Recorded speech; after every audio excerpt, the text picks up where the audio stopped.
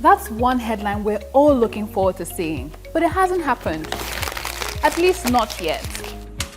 One state, though, has managed to pull this off. The EERC reduced MainPower's Band A rate from 209 Naira per kilowatt hour to 160 Naira kilowatt hour. That's Enugu State, and even then, we can't say it has been done successfully. You see, as the Electricity Act 2023 comes alive and states are given the power to regulate their own electricity markets, they've started reviewing the tariff methodology and framework, those components that make up the amount a consumer pays per kilowatt hour. And this evaluation has led to at least one state regulator announcing a reduction in tariff by almost 50 Naira.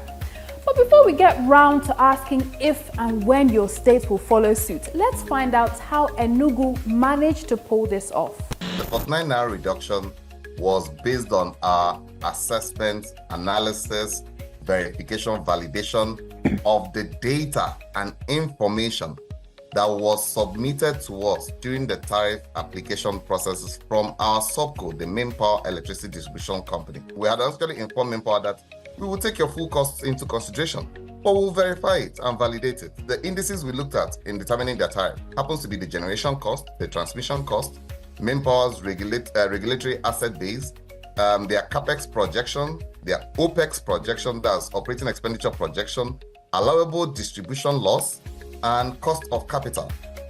Chijioke Okonkwo, MD, CEO of Enugu Regulatory Commission, went on to reveal that federal government subsidy remains untampered with, as the focus for review was the distribution company's cost element, leaving the generation cost and transmission cost unchanged.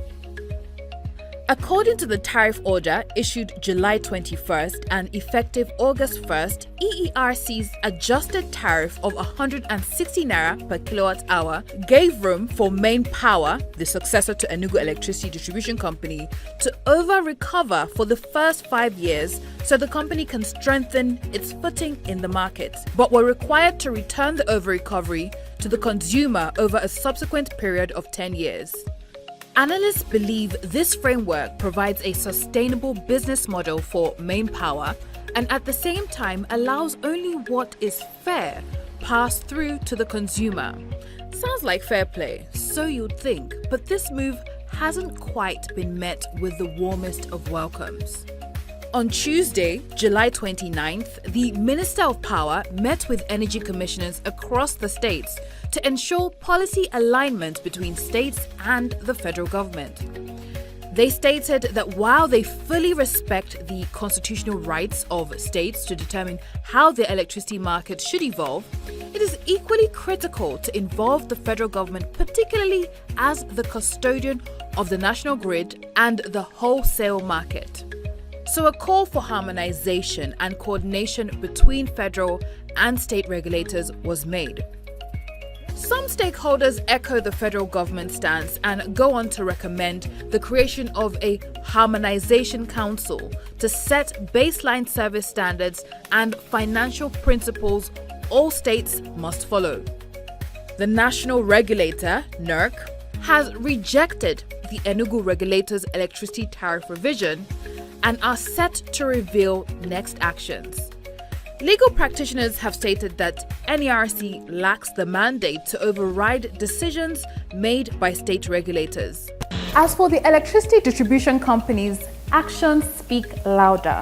Enugu Electricity Distribution Company was reported to have reduced electricity supply to Enugu state market, and this move appears to have succeeded in strong-arming its subsidiary, MainPower, to defying EERC's tariff order and revert to the collection of 209 Naira per kilowatt hour from electricity consumers within the state. All eyes are on the national and state regulators to gauge how they respond to the violations from these distribution companies. Will there be sanctions on Enugu DisCos for depriving citizens electricity, and then on MainPower for defying the state regulators' tariff order? MainPower claims EEDC had determined that enforcing the tariff cut would lead to a monthly loss of 1 billion naira, making it impossible for it to meet its market obligations.